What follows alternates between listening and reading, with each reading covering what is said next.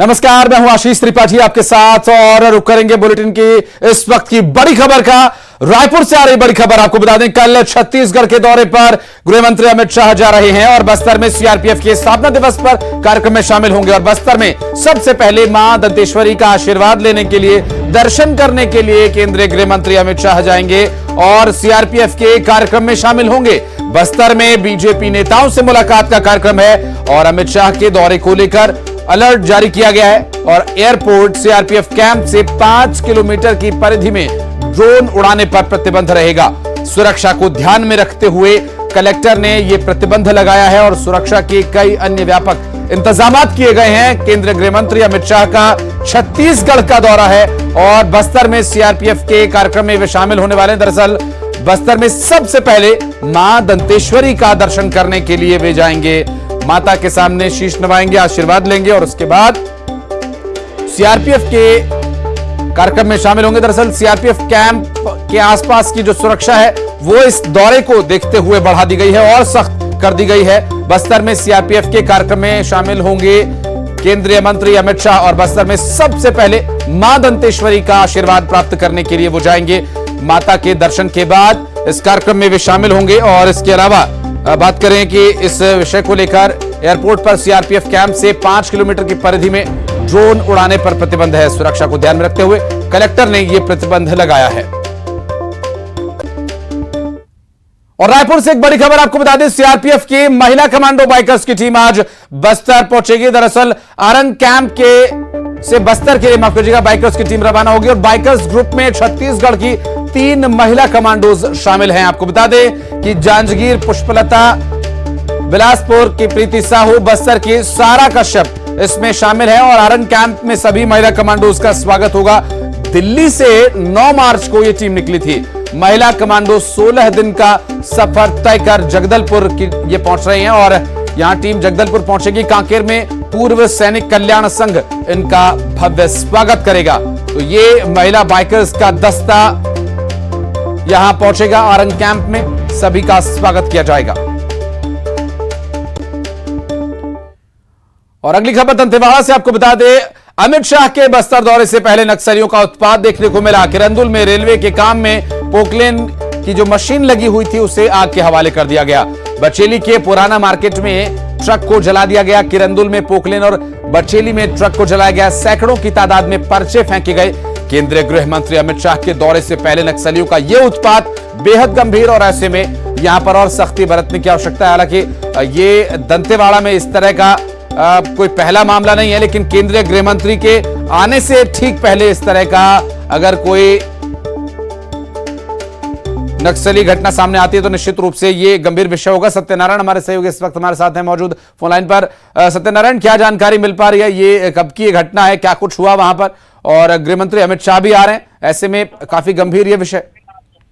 जी, आपको बता दूं कि काफी गंभीर विषय है और बीती रात के जो है माओवादियों ने बस्तर दौरे जो अमित शाह आ रहे हैं उसका विरोध करते हुए और इसके विरोध में ही उन्होंने जो है जो रेलवे के दोहरीकरण कार्य में पोकलेन लगी थी उस मशीन को आग के हवाले कर दिया। साथ साथ जो है बचेली के थाना क्षेत्र में वहां पर एक जो है 10 चक्का एक ट्रक है उसको आग के हवाले कर दिया। माओवादियों के जो लगातार जो है कल नारायणपुर में घटना घटी थी, आज जो है ये दंतेवाड़ा में घटना घटी और लगातार माओवादियों के द्वारा ये घटनाओं को जो है बढ़ाया जा रहा है। कहीं ना कहीं इस माओवादियों ने जो है एक विरोध का एक पर्चा फेंका है। जो बस्तर का जो दौरा अमित शाह कर रहे हैं उसका विरोध माओवादी कर रहे हैं और लगातार इससे पहले ग्रामीण भी जो है ग्रामीणों के माध्यम से भी माओवादियों ने उनका जो है दौरे का विरोध कराया। तो लगातार जो है माओवादियों के द्वारा जो है गतिविधियां बढ़ गई है और निश्चित तौर पर सुरक्षा बल के लिए ये चिंता का विषय जरूर होगा। और लगातार जो है दंतेवाड़ा, सुकमा, बस्तर, दक्षिण बस्तर में खास करके जहाँ माओवादियों का जनाधार वाला इलाका है उस इलाके में लगातार जो है सीआरपीएफ, कोबरा और जो जिला बल और पुलिस है लगातार सर्चिंग अभियान कर रही है। किसी प्रकार की माओवादियों की घटनाएं न हो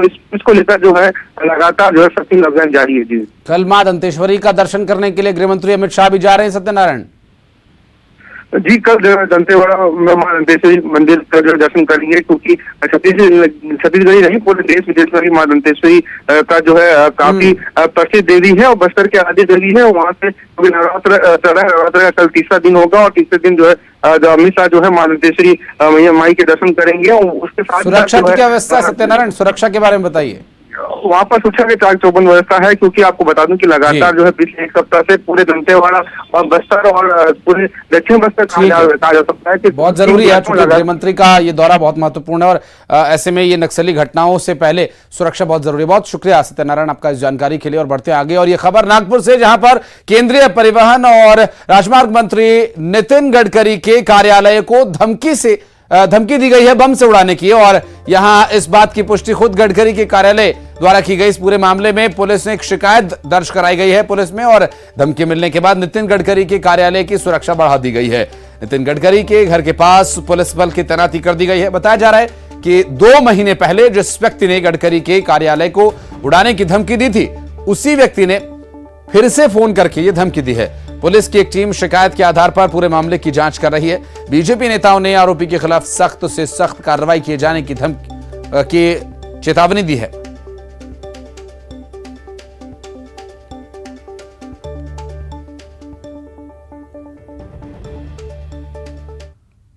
मैटर में हमारे पास कल जानकारी आने के बाद तुरंत हमने ऑफेंस रजिस्टर किया है। खंडनी, एक्सटॉर्शन और धमकी के रेलिवेंट जो सेक्शंस हैं उस पर ऑफेंस रजिस्टर की गई है। हमारी टीम बेलगांव के लिए रवाना हो चुकी है। इन द मीन टाइम हम वहाँ के जेल अथॉरिटीज़ और पुलिस प्रशासन और वहाँ की इंटेलिजेंस एजेंसी से हम लोग संपर्क में हैं, और उनके द्वारा तपास ऑलरेडी शुरू की जा चुकी है। प्राइमा फेसी जो अभी तक हमें जानकारी वहाँ से प्राप्त हो रही है, ये फ़ोन तो डेफिनेटली बेलगांव से हुआ था, लेकिन ये प्राइमा फेसी जेल के अंदर से कॉल की जाने की जानकारी हमें प्राप्त हो रही है। उसके बारे में हमारी टीम वहाँ पहुँचने के बाद पूरी तरीके से तहकीकात करके हम कार्रवाई करेंगे। और खबर रायपुर से, जहां अमृतपाल के समर्थन में रैली निकालने पर कार्रवाई की गई और बिना आदेश हुए रैली निकाले जाने पर पुलिस ने नोटिस जारी किया। दिलेर सिंह रंधावा समेत कई लोगों को नोटिस जारी किया गया। रायपुर में कल अमृतपाल के समर्थन में रैली निकाली गई थी और ये बिना अनुमति के रैली निकाली गई थी और अमृतपाल के समर्थन में ये रैली निकाली गई थी, जो कि एक बेहद गंभीर मामला। सिविल लाइंस थाना ने आयोजक को नोटिस जारी कर इस पर जवाब मांगा है। दरअसल आज सुबह 11 बजे तक जवाब देने के लिए कहा गया है। अमृतपाल, जिसकी तलाश लगातार भारत के हर राज्य में की जा रही है और पुलिस लगातार सतर्कता के साथ इसकी तलाश कर रही है, और खालिस्तान के समर्थन में उतरे इस नेता को, जो खालिस्तानी नेता कहा जाता है, इस शख्स की तलाश में हालांकि पुलिस है और इसके समर्थन में रैली निकाली गई थी, जिस पर एक्शन लिया गया। और रायपुर में तालाब में डूबने से 2 बच्चों की मौत का मामला। दरअसल स्कूल से शौच के लिए दोनों बाहर निकले थे और रायपुर के तुलसी गांव की घटना बताई जा रही है। बच्चों की मौत से गांव में मातम पसरा हुआ है। मंदिर हसौद पुलिस जांच में जुटी हुई है। 2 बच्चों के तालाब में डूब जाने से उनकी मौत हुई। युगल हमारे सहयोगी फोन लाइन पर है। युगल, क्या जानकारी मिल पा रही है? पुलिस क्या कह रही है? पूरी घटना है मंदिर हसौद के गांव है उसकी है, और ये तुलसी गांव का ये पूरा मामला है। दोनों बच्चे स्कूल गए थे, मध्याह्न भोजन करने के बाद ये दोनों शौच के लिए निकले थे और तालाब में अचानक डूब गए। और जब ये दोनों बच्चे हैं, गगन यादव और जो यश दीवार, जब घर नहीं लौटे तो परिजनों को चिंता हुई। अभिभावकों ने इसकी खोज की और आज जो है उनका दोनों का शव है तालाब में मिला है और स्कूल से निकले हुए थे। एक बड़ी दुखद घटना इसे कही जा सकती है। दोनों बच्चे की मौत के बाद गांव में मातम पसरा हुआ है और इससे पहले भी जो तालाब में डूबने से बच्चों की मौत की सूचना है वो लगातार मिली भी है और आती रही है। बड़ी बात ये है कि जब ऐसे छोटे बच्चे, 6 साल के दोनों बच्चे जब स्कूल जाते हैं तो वहाँ के शिक्षकों को इसकी देख रेख करनी चाहिए। साथ ही साथ अभिभावकों को भी जो है अलर्ट रहने की जरूरत है। इस दुखद हादसे में दोनों छोटे अबोध बालक जिनका कि इस तरह से डूब कर मर जाना बहुत ही दुखद है, बहुत ही ये संवेदनशील मामला है। बच्चों की सुरक्षा का भी अभिभावकों और अध्यापकों को भी इसकी निगरानी करने की आवश्यकता है। युगल, बहुत शुक्रिया आपका इस जानकारी के लिए। फिलहाल आपको बता दें कि ये 2 बच्चे जो कि स्कूल से निकले थे और तालाब में डूबने से इनकी मौत हो गई। चलिए बढ़ते आगे। कवर्धा से बड़ी खबर आपको बता दें, गानीखूटा घाट पर हादसा हुआ। गानीखूटा घाट पर गहरी खाई में एक पिकअप वाहन गिर गया। दरअसल हादसे में 24 लोग घायल हो गए और घायलों में 9 की हालत काफी गंभीर बताई जा रही है। अस्पताल में इन्हें भर्ती कराया गया। लोहारा थाना क्षेत्र की यह पूरी घटना। कवर्धा से इस वक्त की बड़ी खबर, एक पिकअप वाहन के खाई में गिर जाने की वजह से हादसा हुआ और इस हादसे में 24 लोग घायल हो गए और घायलों में 9 लोगों की हालत बेहद गंभीर बताई जा रही है। दरअसल लोहारा थाना क्षेत्र की यह पूरी घटना, जहां पर गहरी खाई में पिकअप वाहन के गिर जाने से हादसा हो गया और 24 लोगों को चोट आई है, जिनमें 9 की हालत गंभीर बताई जा रही है। सभी को हॉस्पिटल में एडमिट करा दिया गया है। लोहारा थाना क्षेत्र के इस एक्सीडेंट से 24 लोगों को चोट आई है। घानी खूटा घाट के पास यह हादसा हुआ। मनीष हमारे सहयोगी फोन लाइन पर है। मनीष, कैसे यह हादसा हुआ? बिल्कुल राकेश, ये आदिवासी परिवार के लोग हैं जो सगाई समारोह में शामिल होने के लिए गए थे। लोहारा क्षेत्र के सरीपतेरा गांव है, वनांचल के क्षेत्र का, और रात को लौटते समय करीब 11 से 12 बजे के बीच जो घानी खूटा घाट है वो काफी मोड़ है उस घाट में, जिसके चलते जो ये हादसा होने की जानकारी जो है अभी बताई जा रही है, जिसमें 24 लोगों को चोट आई। 30 से अधिक लोग इसमें सवार बताया जाते हैं, जिसमें 24 लोगों को चोट आई है, जिसमें 9 की हालत ज्यादा गंभीर है, जिनको प्राथमिक उपचार के बाद जो है जिला अस्पताल रेफर किया गया है। अभी इनकी हालत सामान्य बनी हुई है, उपचार इनका चल रहा है और हादसा जो है वो घाट में होने की जानकारी पुलिस के द्वारा दी गई है। बिल्कुल मनीष, और निश्चित रूप से ये जो हादसा है काफी गंभीर है मामला। 9 लोगों की हालत गंभीर है। मनीष, नजर बनाए रखें, आप अपडेट लेंगे आपसे आगे। बहुत शुक्रिया फिलहाल इस जानकारी के लिए। और बढ़ते आगे, ग्वालियर में कारोबारी पारस जैन के ठिकानों पर आईटी की रेड लगातार जारी है, जिसमें भारी संपत्ति का खुलासा अब तक हुआ है। आईटी की छापेमारी में अब तक 11 करोड़ का सोना ही मिला और इसके अलावा 6 करोड़ के ज्वेलरी और छापेमारी में 50 करोड़ के नकद लेन देन की भी बात सामने आई है। और अभी भी 100 से ज्यादा अधिकारियों की टीम छानबीन कर रही है, तलाश कर रही है। क्या कुछ और बरामदगी होती है, इससे जुड़ी हर जानकारी आप तक पहुंचाएंगे।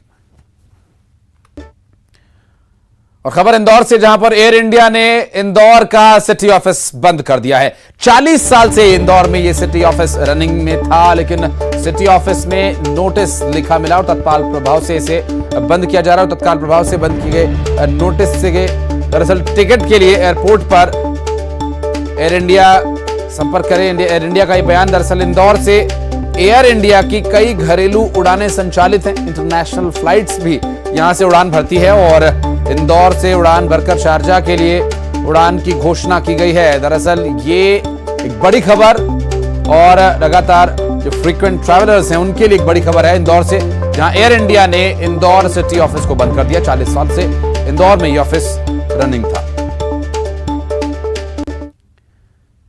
केंद्र शासित दमन द्वीप के दमन से एक तस्वीर सामने आई, जिसमें स्कूटी पर बैठे एक शख्स को अचानक हार्ट अटैक आ गया और संतुलन खोकर वो जमीन पर गिर पड़ा। बताया जा रहा है कि वो अपने पिता से बात करते हुए अचानक गिर पड़ा। दरअसल महज चंद सेकंड में गिरकर उसकी मौत हो गई और उसके पिता देवका बीच पर एक होटल चलाते हैं। सीसीटीवी फुटेज में आप देख सकते हैं कि बात करते हुए अचानक वो शख्स बेसुध होकर गिर जाता है और सामने खड़े उसके पिता उसे उठाने की कोशिश करते हैं, लेकिन तब तक उसकी मौत हो जाती है। बेहद दुखद ये मामला दमनदीव से सामने आया। गिरते ही चंद सेकंड में उसकी जान चली गई। अब देखिए, अचानक बैठा हुआ अपने पिता से बात करता रहा और अचानक वो गिर पड़ा और बाद में पता चला कि उसे हार्ट अटैक आया और ऐसे में कोई प्रतिक्रिया वो नहीं दे पाया। चंद सेकंड में ही गिर गया और उसके बाद उसकी मौत हो गई।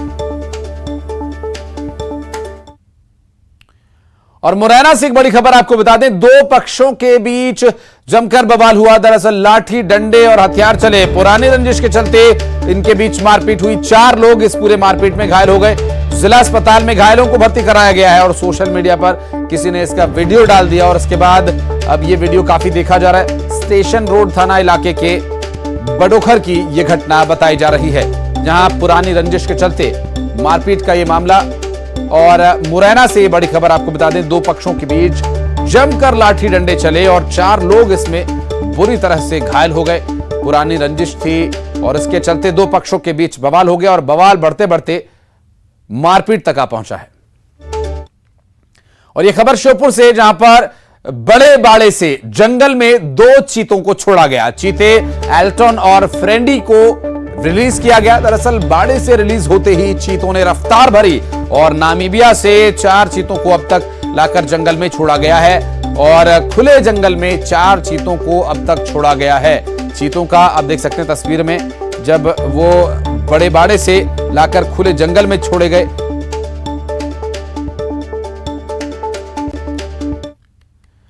और न्यूज 18 नेटवर्क पर हम राइजिंग इंडिया के तीसरे एडिशन की अनाउंसमेंट करने के लिए बेहद उत्साहित हैं। राइजिंग इंडिया एक ऐसा मंच जहां हम भारत की सफलता और विकास की कहानी को सेलिब्रेट करने के लिए कुछ सबसे बड़ी, सबसे प्रभावशाली हस्तियों को एक साथ एक मंच पर लाते हैं।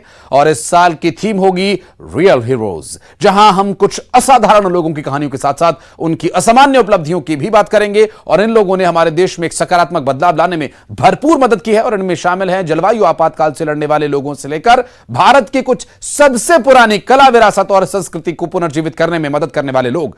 देश भर से न्यूज 18 नेटवर्क के पत्रकारों के पूल ने हमारे बीच इन नायकों की पहचान कराने में हमारी मदद की और अगले कुछ हफ्तों में हम इन खास लोगों से आपकी पहचान कराएंगे, इनकी मुलाकात कराएंगे और इनकी कहानी आपके सामने लेकर आएंगे।